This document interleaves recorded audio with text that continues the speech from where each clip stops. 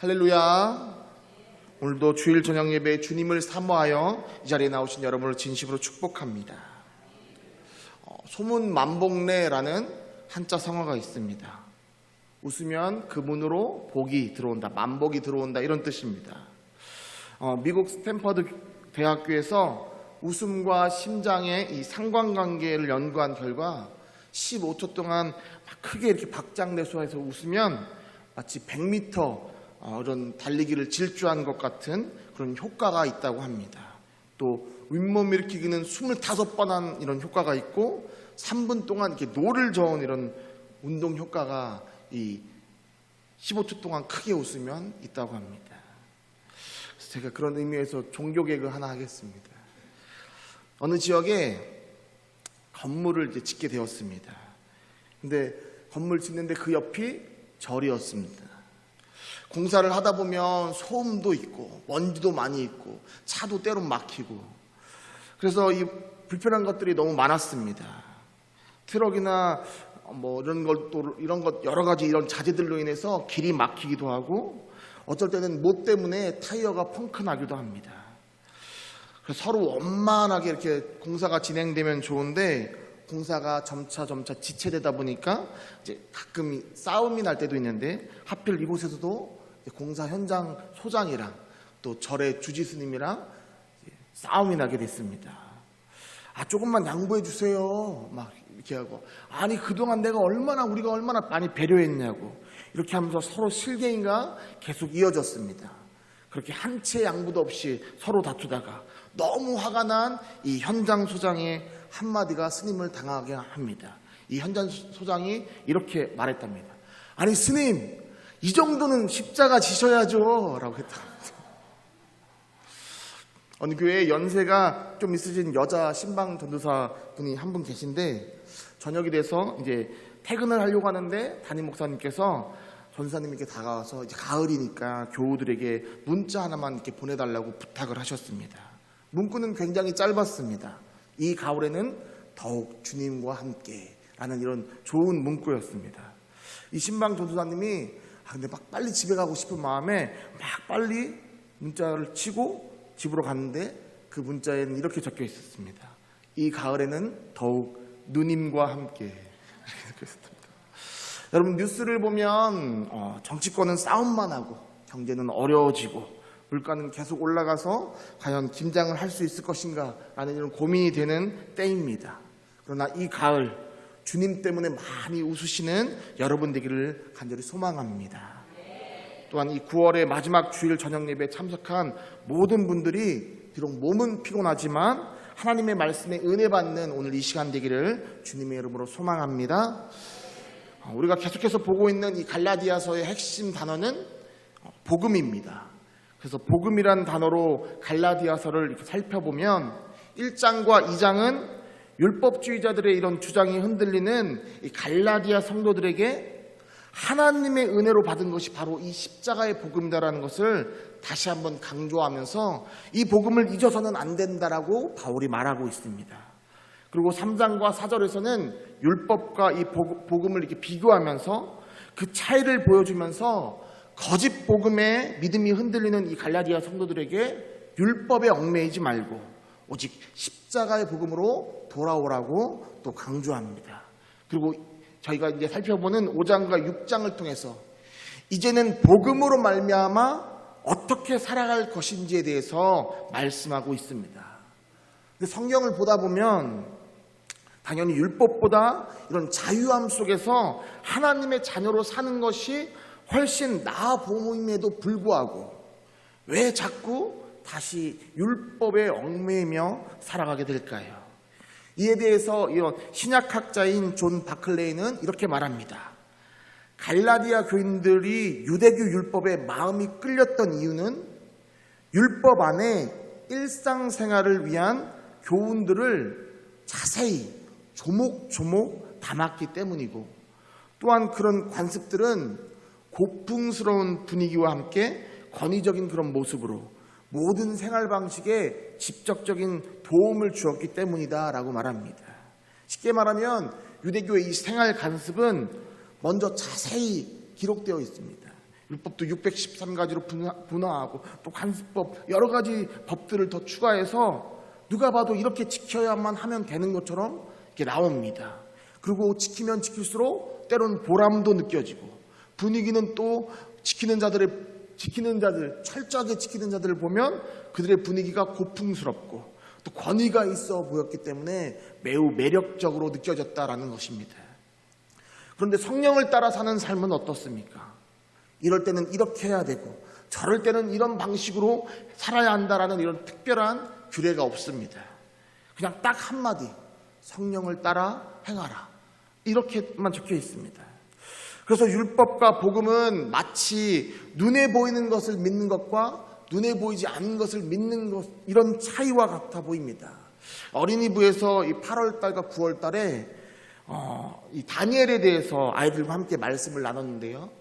하나님은 나의 재판관이라는 이 다니엘의 이름의 뜻인데 이 다니엘은 유대 귀족의 자녀였습니다. 그러다가 이 바벨론이 각 식민지로부터 또 유능한 젊은이들을 포로로 데리고 오면서 또 그들에게 바벨론식 지혜와 학문을 가르쳐 줍니다. 근데 우리가 잘 알다시피 다니엘과 세 친구들은 비록 포로로 끌려갔지만 그들은 거기에서도 구별된 삶을 살아갑니다. 당시 왕의 음식은 바벨론의 신에게 먼저 바쳐진 뒤에 제공되어졌는데 바로 그런 음식이 왕의 음식이었기 때문에 다니엘과 세 친구들은 그 음식을 거부합니다.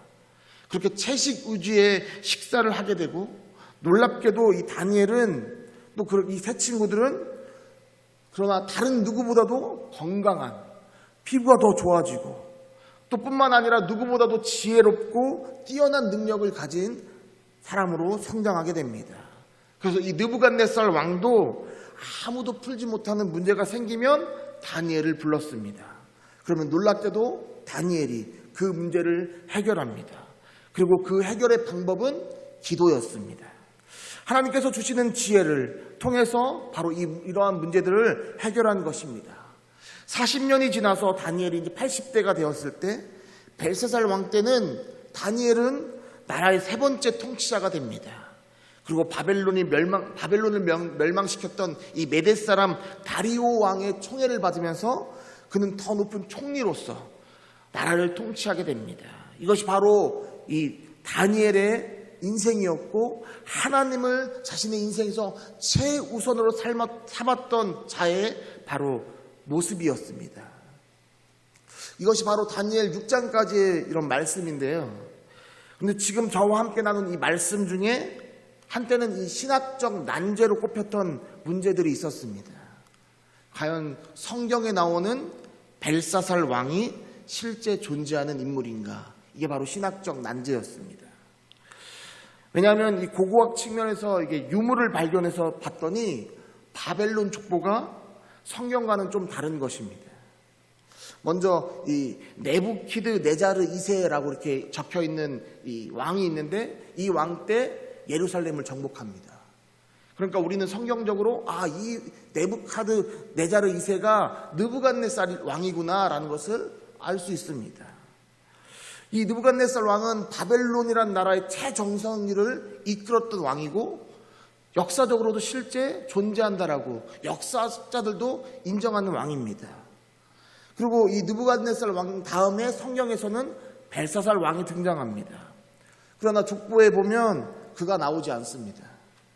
오히려 그가 통치하던 그 시기의 왕의 이름은 벨사살이 아니라 나보니두스라는 왕이었습니다. 벨사살 왕과는 좀 다른 인물이었습니다.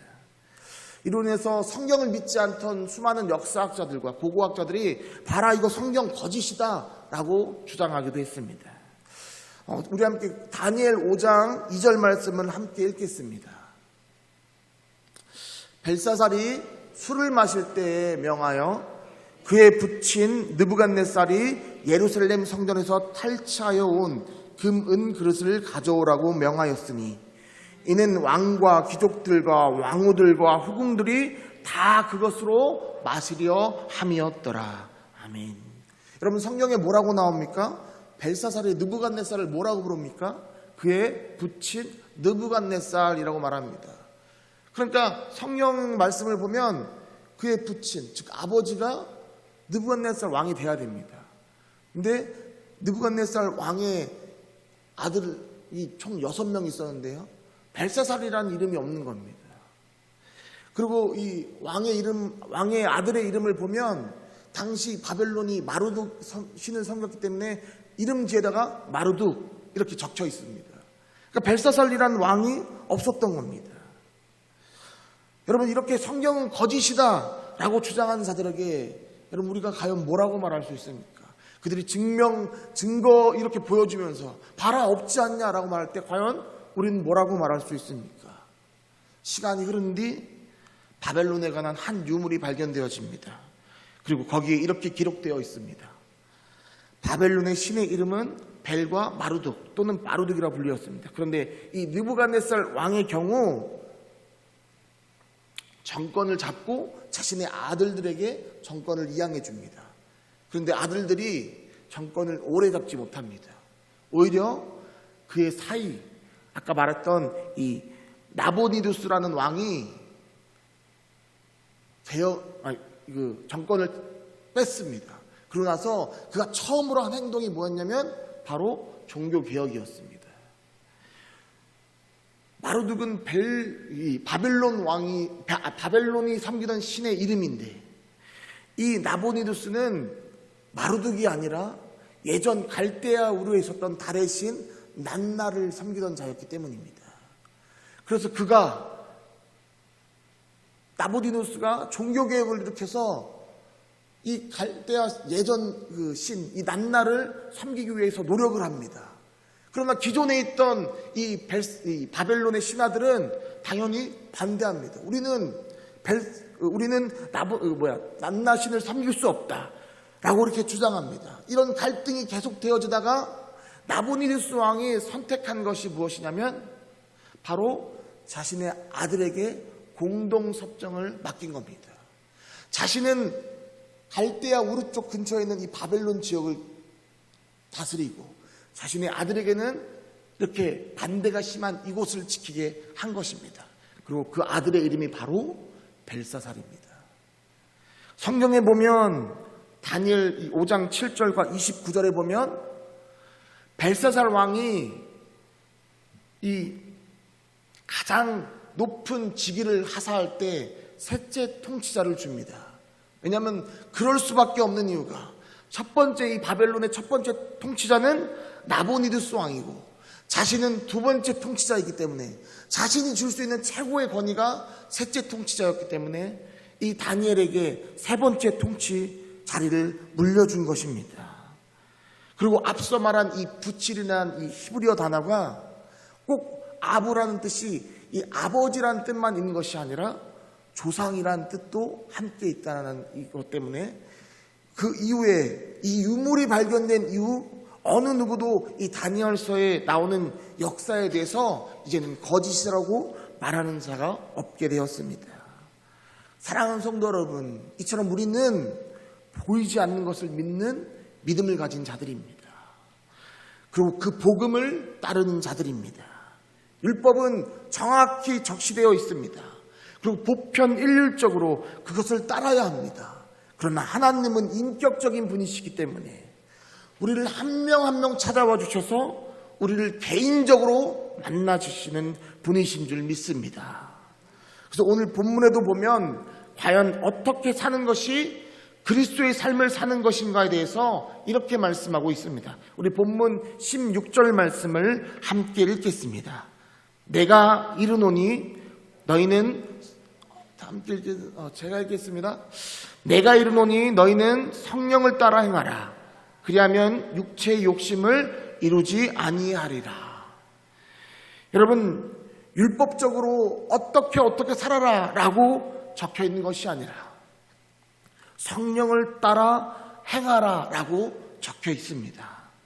그런데 바로 이것이 성령을 따라 사는 자의 바로 매력입니다. 예를 들어 저와 제 아내는 매우 많이 다릅니다. 서로 구원받은 시기도 달랐고 무엇보다 서로 기질도 다릅니다. 살아온 환경도 다르고 지금은 많이 맞춰졌지만 식성도 많이 다른 편입니다. 제가 연애할 때 저는 이제 국밥 한 그릇이면 제일 최고여서 아내를 데리고 국밥집에 데리고 갔습니다. 순대국밥이 싸고 또 얼마나 맛있습니까?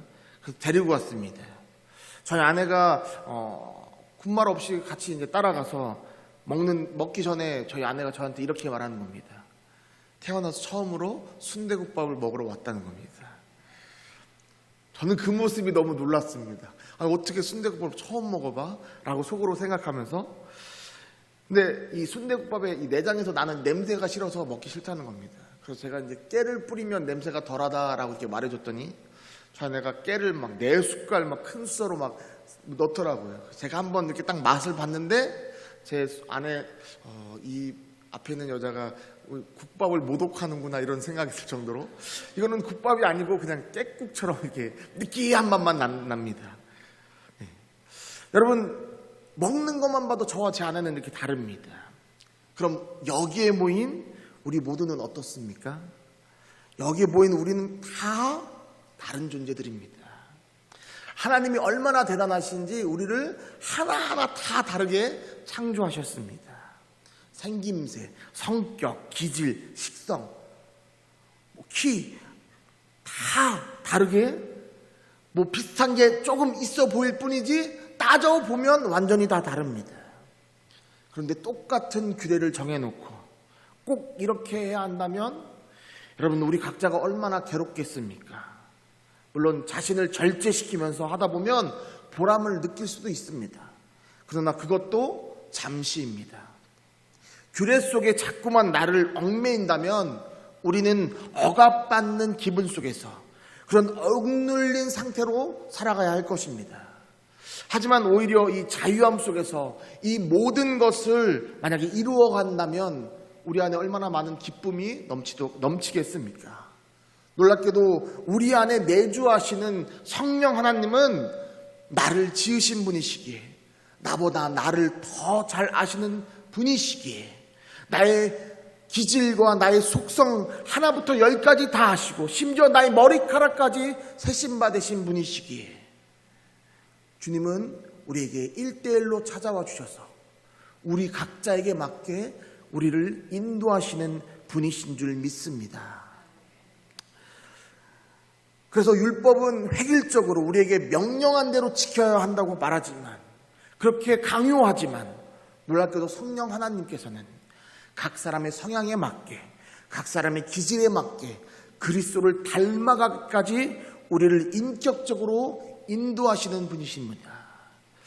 그래서 때론 우리를 기다려주시고 때론 멈춰주시기도 하시고, 막 우리 인간이라면 지치실 법도 한데 하나님은 끝까지 지켜주시고 우리를 함께 하시는 분이신 줄 믿습니다. 사랑하는 성도 여러분, 바로 여기에 성령을 따라 사는 삶에 자유함이 있는 것입니다.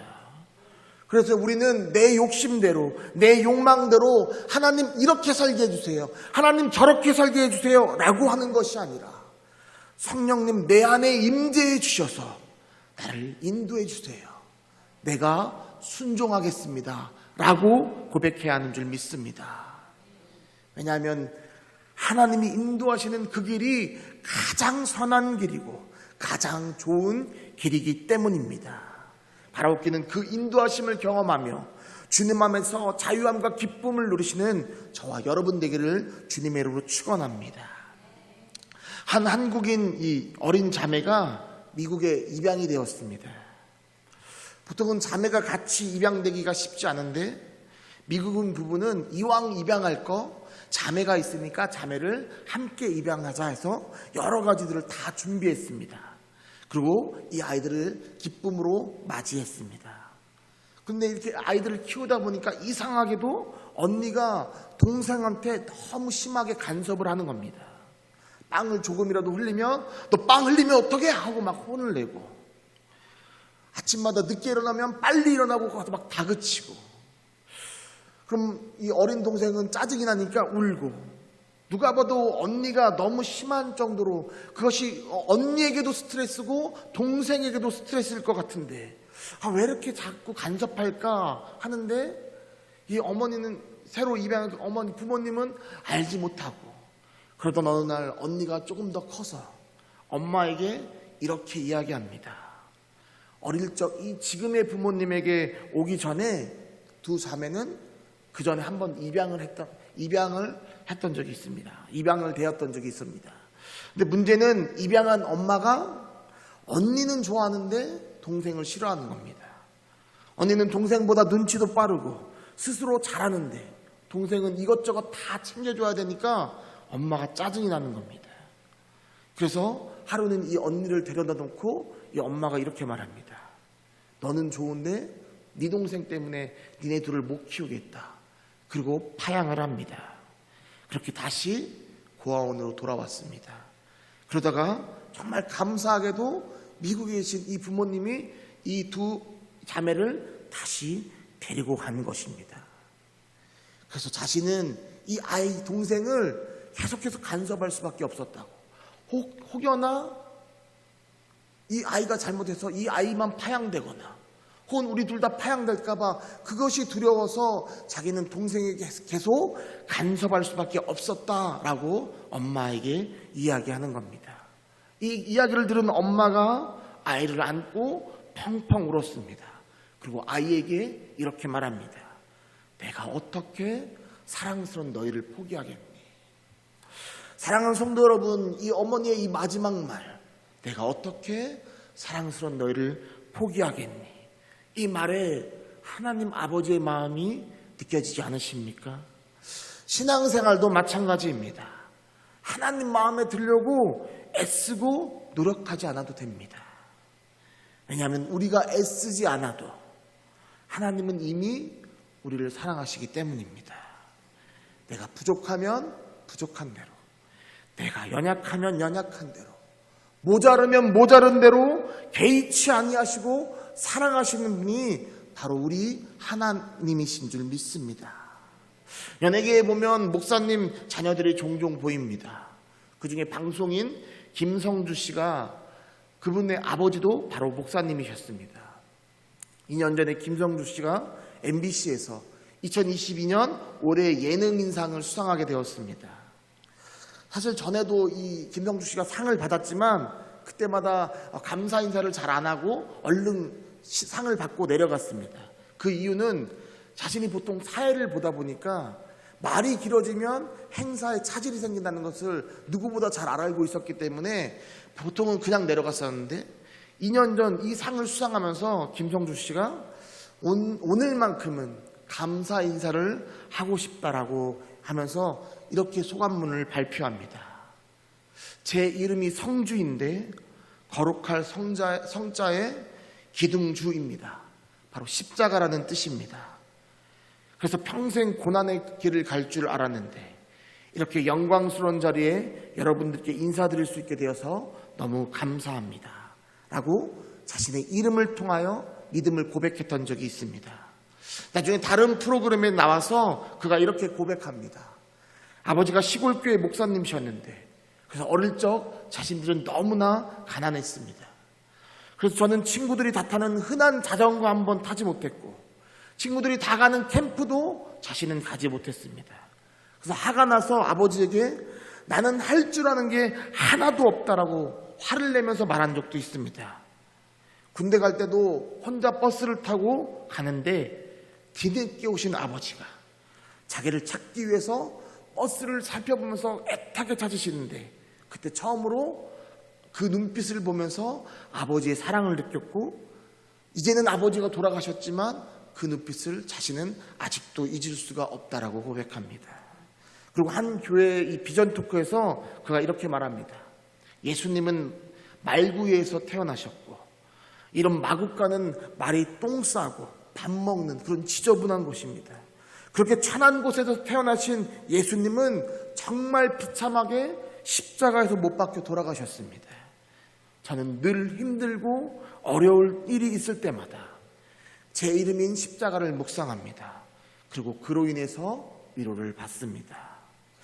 사랑하는 성도 여러분, 하나님은 성령님을 통해서 그 하나님의 사랑을 우리로 하여금 알게 하십니다. 그래서 우리는 율법을 쫓아 신앙생활을 하는 것이 아니라 성령을 따라 행해야 하는 줄 믿습니다.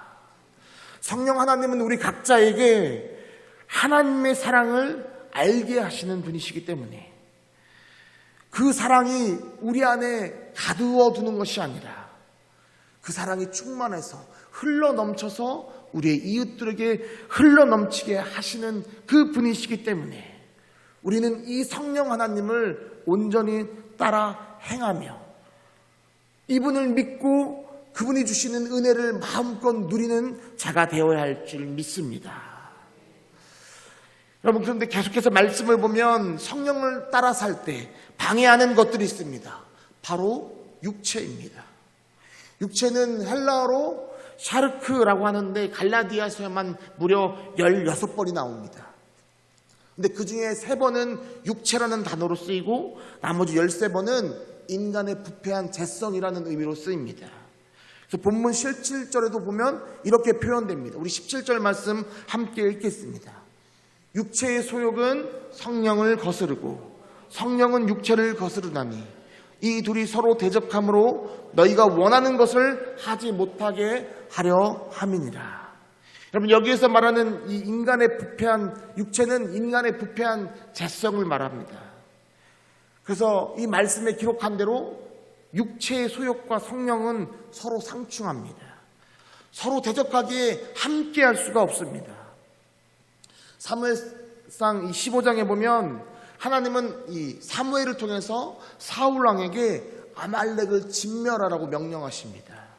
사울은 그 명령에 그런데 순종하지 않습니다. 전쟁에선 승리했지만 아말렉의 왕 이 아각을 사로잡아서 줄에 묶어서 끌고 옵니다. 줄에 끌려오는 그를 통해서 자신을 높이기 위함이었습니다. 또한 기름지고 좋은 양과 소를 죽이지 않고 끌고 옵니다. 하나님께 제사를 드리려고 했다고 말하지만 그 이면에는 자신을 높이기 위함이 숨어 있었습니다. 아담과 하와는 어떻습니까? 에덴 동산에는 부족함이 없는 것입니다. 그러나 사탄에 의해서 그 안에 하나님과 같아지라는 이 교만 때문에 그들은 하나님의 명령에 불순종하게 되고 그로 인해 하나님과 멀어지게 되고 끝내 에덴 동산에서 쫓겨나고 맙니다. 믿음의 조상이라 불렸던 이 아브라함도 가뭄이 들자 내 마음대로 갈 곳을 정하고 애굽으로 내려갑니다. 그리고 그곳에서 목숨을 구걸하기 위해서 아내를 누이라 속이는 그런 수치스러운 삶을 경험하게 됩니다. 아무리 믿음의 사람이라 할지라도 우리 인간은 언제나 넘어질 수밖에 없습니다. 그러다 보니 때론 우리의 이런 획일된 또 그런 내가 노력하면 지킬 수 있는 그 율법을 다시 따라가려고 하는 그런 마음이 우리 안에 생깁니다. 그러나 이 모든 것은 육체의 소욕일 뿐입니다. 성령 하나님과 상충되는 육체의 소욕일 뿐입니다.